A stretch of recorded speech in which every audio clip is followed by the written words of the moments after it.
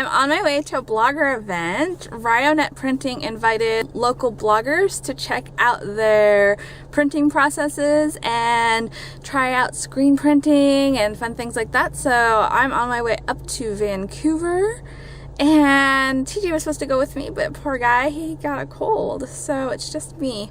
I don't usually like going that far by myself, but that's okay. We'll try it out and see how it is. So does everybody, from what we talked about earlier, kind of understand why it's important to have a light-safe space? Yes. Solely because what we put on here, the emulsion, is a light-sensitive chemical. So it's similar to when cameras used to have film. It's UV sensitive.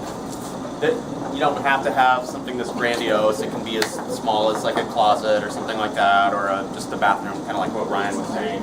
And then one of those yellow, light-safe kind of bug bulbs. Essentially, they're bug bulbs. Okay.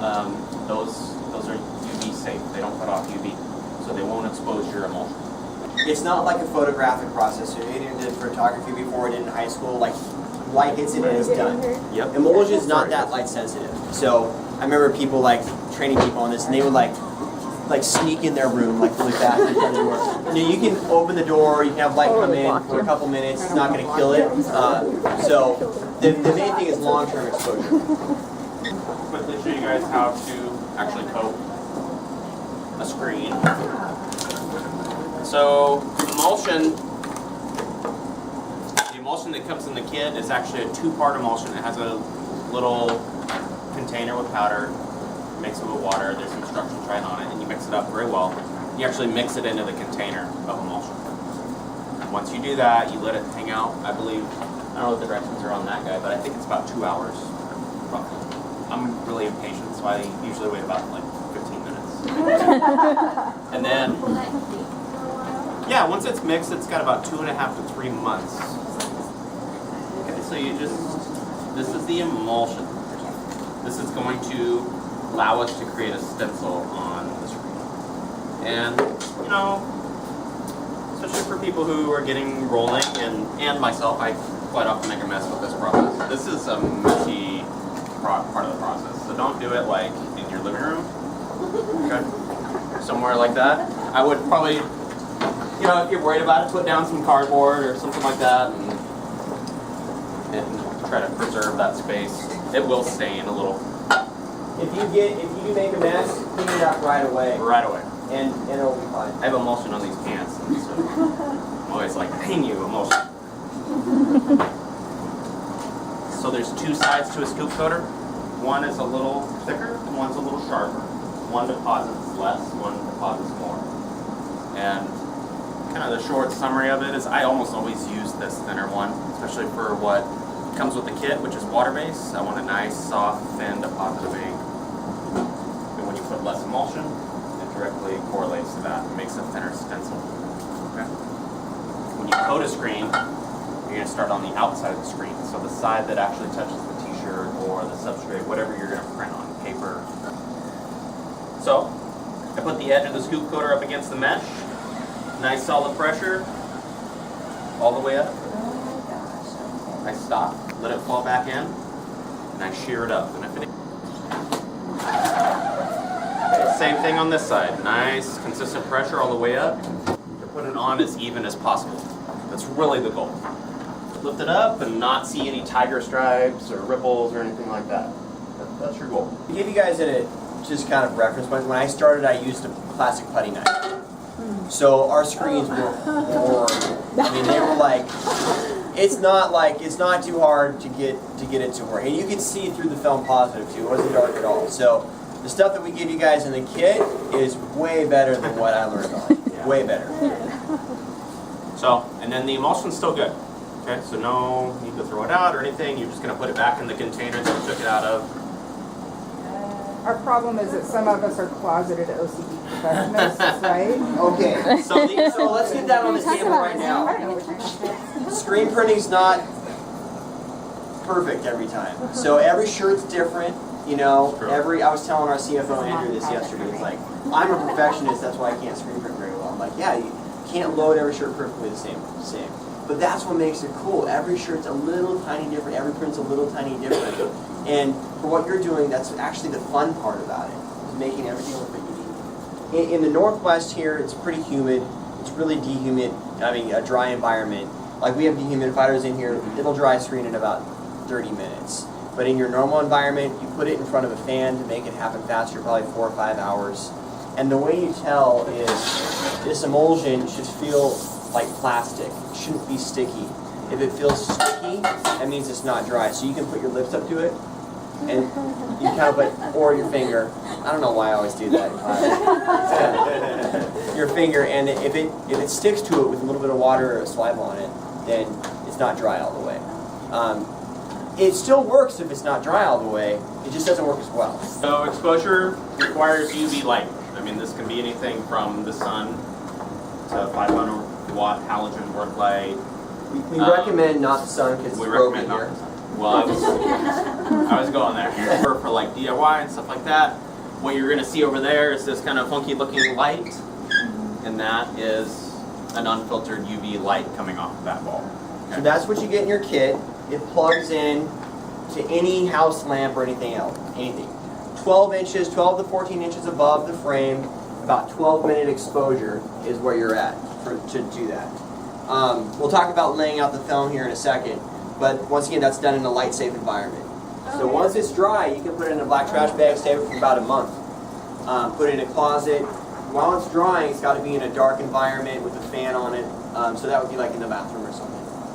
Hey guys, so when an image is created, it's best if it can have some kind of line to show where the center is.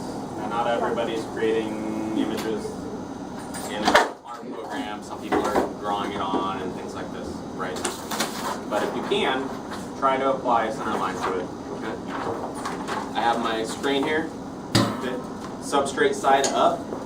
Do I want it to be where I can read it, or the opposite? Opposite. Yep. So in this case, I'm just going to take some kind of measuring device. So I got a T-square here. The screen's 20 inches. I'm going to find the center and just kind of line up that center line to it. And the type of emulsion that we start you guys out with is a very user-friendly emulsion. When I started, I used a very technical emulsion, and we literally had to stand there with like 6 lights that looked like that. They were all like those black lights you buy at Spencer's, you know, and 72-second exact exposure. Otherwise, the whole thing would be ruined. So, and it had to be completely pitch black. So you can do that at 13 minutes. You can do it at 11. It's still going to work. You can take it out in the sun and put it there for 2 minutes. It would work. It's very, user-friendly and forgiving. Your film positive, this is black. So if you can see light through your film, that means some light's going to get through your screen during the exposure process. So the darker you can get this, the better screen you're going to make. The easier your life is going to be. Now, once again, if I started out, you could see right through. I can tell who you were on the other side of the film. It was so light. It still works if it's not very dark. It just works better if it's dark. The other thing that's important is what we call positive contact. And that's making sure that this film is pressed very closely against this frame. Because if it's not pressed very closely, what's going to happen is light's going to work its way around the edge of it. So this limits how much detail you can put on the screen. Now when I'm doing a block image like this, it doesn't have a lot of fine detail to it, I can literally just use tape. But if I have some fine lines or some fine detail, I'm going to want to put a sheet of glass over there or something to weight this down a little bit. And that's why over here you see us using a vacuum. That vacuum sucks it into place and makes a lot of pressure happen in that scenario. And as soon as you get it wet, you're going to see the image kind of come live. So you're going to want to get the other side of the screen, so flip it. So now, here, switch me out. So you're going to let that soak for 2 or 3 minutes. Okay. And these have been soaking already.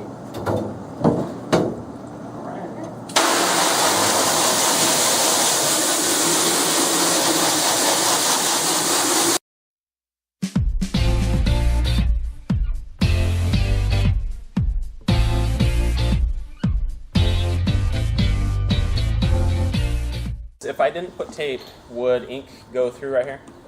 It would just fall through. So I'm taping that to kind of seal up the gasket. Now, one thing I'll just kind of point out quickly, you see how there's a distance here between the screen and the palette? This is called off contact. Okay. And off contact is basically that space between the screen and whatever the substrate is that you're printing on and you need it, just in a broad stroke summary. Okay. If you don't have it and it's just sitting on the shirt or the paper or whatever it is, it won't be able to pull away after you pull the squeegee. So as I pull the squeegee, it naturally peels off. If it's just stuck on there and I pull it, and then I pull up my screen, it makes kind of an orange peel look, or worst case, like a stalagmite look. Okay. So pay attention to like what is the top of your image, bottom. You can see right through this, right? So I might do something on a print like this where I could just center it by eye for now. Looks pretty center. In this case, I'd probably come in and draw some lines here. So next time I could put it in the same place. Or maybe cut just a little bit of tape here on the edges and kind of create some chalks to line my bag up to. I thought I had the corner on the marker. Pick it up. Sorry. I'm going to flood it. Okay. Now, the difference is with this bag, I don't have a bag loaded onto the palette, right? Meaning it's double layer at this point. So if I print this and pick it up and it didn't work, do I get another chance? Probably not. No. Movie tracks. And you should use something different. And in like cases like this, hit that. This is a 3-5 mesh screen, so I hit that one. Okay. Cases like this, I like pulling sometimes too. I feel like it gives me a little bit more control of what you got going on.